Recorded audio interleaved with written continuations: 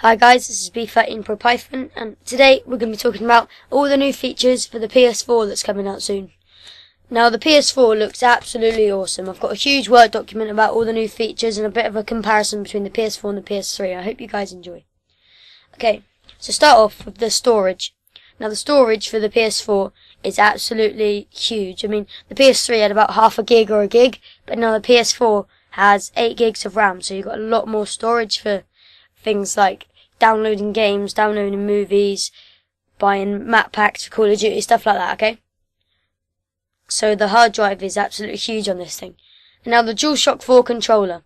To start off with, it has a touchpad right in the centre. I'll be uploading a few images of this soon. Now the touchpad in the centre, my guess is that it'll be used to control like the menus or whatever for the PS4 menu, sorry. And I think I had an idea about this, maybe like, because in the PS3, if you got invited to a game or something, you'd have to click the PS button, which is interrupting your game, then go all the way along to your message box, click received, click the right message and click join. I think on the PS4 touchpad, you could just maybe you tap the touchpad a few times and you'll be straight into the game. I think that'd be much more diverse, I think. Right. So, moving on. On the back of the remote, it's got a massive light strip on the back, which determines which player is which. So, on the back of the PS3 remote, it was just in the left corner. It wasn't very visible. It was just tiny little lights, the same colour, and you'd have to just work out which one's which by which light it was. But on the PS4, it has a massive light strip, and it changes colour. So if you're player 1, you'd be red. If you're player 2, you'd be blue. If you're player 3, you'd be green. If you're player 4, you'd be yellow, so on. And it'd be a lot more visible because it'd be colour coordinated, okay? So that's an exciting new feature. And next is the share button. Now the share button allows you to upload your recorded gameplay or special moments to things like Facebook, Twitter, YouTube, Twitch, and so on.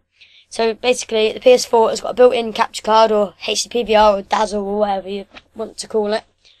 It's got a built-in one of those, so throughout any moment of time in your game, if you want to do a recorded gameplay for YouTube perhaps, you click the share button and it automatically records it. Whether it records your voice, I have no clue.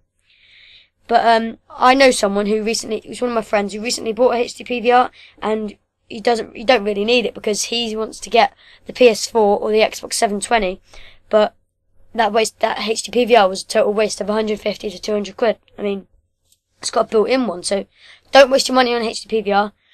You could probably get the PS4 and Xbox 720 instead, but recommend the PS4 because it's much better. Next up, the analogs and the buttons and all the controller features. Now, the buttons and analog sticks are a lot more responsive, apparently, than the PS3's one, but the control is still incredibly tiny. I mean, if Xbox controller, I think it fits your hand better, but the PS4 controller just looks pretty sick. I mean, although it's small, it's pretty good. As I said earlier, you can live stream your PS4 gameplay straight to the internet. It doesn't take hours and hours like it normally does. You don't need a PC, you don't need a HDPVR, you don't need anything like that. All you need is PS4, right? And there's something called screen sharing, which is a thing where it lets you watch others play a game, even if you don't have that game. So, say if your best friend got a new game that you really want or you don't have, you could screen share with him, and you can see him playing that game on your screen. So you can actually watch anyone you want. You could probably watch famous people, I think, watch anyone you want play that game. So instead of looking up on YouTube, so-and-so gameplay, you could just screen share with someone, but whether it'll be quicker, I don't have a clue. Right, there's the next thing, it's called Buddy Assist. Now, Buddy Assist is a thing which allows you to virtually hand the controller over to someone else, even if they're not in the room. So not literally. So if they're in the room and you pass the controller to them like that, that's not what I mean. I mean, it sends out an invisible signal which virtually transfers into someone else's remote in like a different town or whatever. Say if your friend is really good at Call of Duty and you're stuck on a level, you could send out a signal to their control, even if they live miles away, and it would actually record. It would actually let them play the game on your name, on your account, and everything. And another thing about the PS4, it actually understands what you like, what you dislike, and how much you play and how much you don't play, and actually it gives you personalised advertisements. It's PS3 Store. It comes up with like a load of advertisements of games you don't even like For instance, Big Little Planet, Big Little Planet 2. To be honest, I don't like that kind of game. They're not my kind of game. I like things like, I like action games like Assassin's Creed, and Call of Duty and FIFA 13, stuff like that. So, if I had the PS4, it would actually take notice of of the stuff I play, and it will notice that I don't play Big Little Planet and games like that. Then it will actually stop advertising games like that, and it would advertise the good ones that I actually like to play. So it actually learns and gathers in information about you. But a thing about the PSN ID, in the PS3, you can actually change it to any name you want. I mean, you can change it to anything. Like my YouTube name is B13 Pro Python. I could have that as my PS3 name if I wanted. But in the PS4, I think they're actually trying to force you to play with real people instead of being anonymous. So I'd have to have my real name instead of my actual PSN ID name, which I think is kind of dull. On top of all the other features, I wouldn't really complain. And there's a thing called putting your console to sleep. So if you're like in the middle of a game on Call of Duty or whatever, and you know that if you have to quit, then you're going to quit the whole level and you have to redo it all again. But on the PS4, you can actually put your console to sleep. So if you're playing your game and then your mum says, "Oh, your dinner's done," you go downstairs, have your dinner, you come back, press a button, and your console automatically wakes up in exactly the same spot you left it. So it saves you time on boot ups and rebooting and turning it off, turning it on and all that. So if you add it all up, all the minutes, it takes about 2 minutes a day to actually turn it on and turn it off. I'm not going to do the maths because it's not my strong point, and I actually CBA, and I'm not going to be a geek and do it, but if you add it all up, and the amount of times that you play a day, and the amount of times you actually reboot it a day on the PS3, you're saving yourself a lot of hours. Alright, next, downloading games. If you want to download a game off the PS Store, on the PS3 you have to actually sit on the dashboard, watching it download, wait for hours for it to download, and then you can finally play it. But on the PS4 you can actually download it in the background, and say if the first chapter's actually download, you can actually download it and play the first chapter while it's downloading.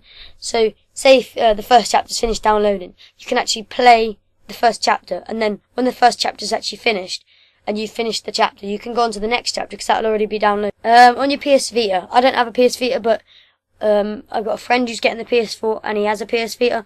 If you've got to leave, say you've got to go into town to buy a few things, and you really want to play your PS4, then you can actually get your PS Vita, take it out and link it to your PS4 so you can play your PS4 games on your PS Vita, which is really cool.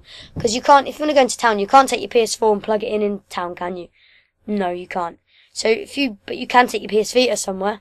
So you link it up and you can actually play your PS4 games on your PS Vita, which is a pretty good new feature. The thing about backwards compatibility, the answer is no. You cannot play PS3, PS2, PS1 games on the PS4 because apparently it's too advanced for the old games, which aren't very good quality compared to the PS4. And to be honest, I'm not that bothered because the PS4 games just look awesome, and nobody plays PS2 and PS1 games anymore. I mean, that shit's in the past. If you play PS1 and PS2 still, shame on your soul. There's much more technology out now and PS1, I mean, the games on it suck. They're rubbish, rubbish. I mean, the graphics, you can probably draw better than that. And if you go down to, if you're saying, "Oh, I want to play the PS1 games on the PS4," what is the point? PS1, you could probably go down to an exchange shop and buy it for $5. I mean, it's not very expensive. Same with the PS2, a tenner maybe, and even the PS3. People are saying, "Oh, I'm going to sell my PS3 and then I can buy the PS4." No, you will not be able to, because as soon as the PS4 comes out, the PS3 will be worth nothing. It'll be like probably 40 quid, 50 quid if you're lucky. It won't be worth much because everyone will be wanting to buy the PS4 and nobody will want to buy the PS3. And the PS1, if you want to play those games, and PS2, if you want to play those games, just keep your old consoles. Don't waste your money buying the PS4 if you just want to waste it playing the PS1 games. It's pointless. Keep your old consoles and do not try to sell them. It will not work, okay? There's a thing called PS4 Cloud, which allows you to actually play your old games through the internet, but it'll probably be a paid service, so it's kind of pointless. But now I'm going to talk about some of the games. These games just look awesome. I'm not going to read out all of them, because some of them are more interested than me, and I don't like all the cartoon ones, so I'm going to only say the ones I'm actually bothered about, okay? Okay, so first up is Drive Club. Drive Club just looks awesome. It looks so freaking real. I mean, it's like unlike every other driving game, you just get in your car and drive, but on Drive Club, you actually see the guy walk out to his car, and he actually gets into his car, latches his seatbelt, shuts the door, puts his key in the ignition, and then he drives. But when you walk past your car, every single glint and tint of carbon fibre on the front of the car just looks so awesome. I mean, and all the sunlight beaming off the headlights, it looks so real. It's just, every single bit of detail is just mind-blowing, okay? Next up is Infamous 3 Second Son. I mean, I was a big fan of the Infamous games, but the new Infamous games just looks awesome. He's like this dude with fire powers. I think it's Cole McGrath's son or something. I think it's pretty good. I might get that game if I get the PS4. I don't know. Next up is Watch Dogs. If you haven't seen Watch Dogs, go have a look after this video, because it looks so awesome. I mean, it's like this dude with this hacking device, and it's like a modern day Assassin's Creed. It's made by Ubisoft, same company. It just looks so awesome. I'm really looking forward to it. Some of the games they didn't actually mention in the conference is Assassin's Creed Black Flag, which is the new Assassin's Creed. I love the Assassin's Creed games. This one's like a piratey theme, a nice theme to it, and looks really, really fun. I really want to get that game. Next is Call of Duty Ghosts. Now, I'm quite a big fan of Call of Duty games. It looks like a really good game. I'm really looking forward to it. It looks like a really beast game. A game they haven't even spoke about. I don't even know if it exists, but I really want it to be released. Is Mafia 3. Mafia 2, I think it was quite a good game. It ended on a cliffhanger where Joe got driven off by Leo Galante. And I really want to know what happens next. I want them to make a Mafia 3 because I really like Mafia 2, and I think it'd be quite a good new release to the PS4 series. Next, I'm going to talk about the price. They didn't really mention the price, but it's obviously going to be around 350 to 400 quid. They're trying to keep it affordable, but 400 quid, affordable my ass. I mean, not many people have like 400 quid lying around and 400 quid to spare. I mean, do you have that amount of money to spare? Because a lot of people are finding it hard to find work recently. So it's going to be a lot tougher for people to get the PS4 if it's going to be 400 quid. And it's coming out around Christmas time. You might want to put that on your Christmas list. But next, they were talking about the release date. They didn't really mention it, but it's probably coming out around Christmas time. And now they're talking about second-hand games. Probably every gamer goes to a shop and buys a second-hand game.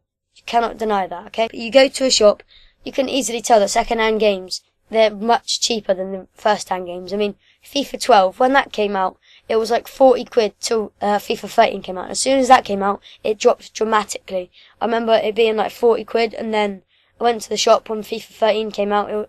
I managed to get it for like a £5. So it drops dramatically. But they're saying that they're not having second-hand games anymore because the storage that's stored on your PS3 hard drive will be sticking to your disc like glue. So it's like buying a game and someone's already had it if it's second-hand, and all the storage that they already used, like if they completed it, it will already be saved onto that disc. So if you put it in your PS4, it will be exactly the same. You'll have all completed and everything. So you do not want to buy a second-hand game. That's why they're trying to get out of the habit of that. They're trying to even get out of the habit of buying discs. I mean, they're trying to download it, but everybody can agree with me on this. If you go onto the PS4 Store, if you want to download a game that's probably like on eBay, you get it for a £5, but if you go on the PlayStation Store, it will be like 20 quid. Like Just Cause 2 eBay for like 10 quid. You go on the PlayStation Store, it's $17.99. It's so expensive on the PlayStation Store. They're just digging in your pockets at this point. If they're getting rid of discs, it's going to be really expensive. So 400 quid on top of the amount of games that you have to buy that aren't second-hand, so it'll be a lot of expensiveness. And they're even saying that they might make you pay to go online, like the Xbox 360. So on top of the actual console, then to pay online, then if you want to play for PlayStation Cloud to actually play your old games, then to buy normal games that aren't second-hand, and then to download them, it's going to be a lot of money taken out of your pockets. So do you have that amount of money to spare? Not many people do, but I hope you guys enjoyed. This is B13 Pro Python, and I'll see you later.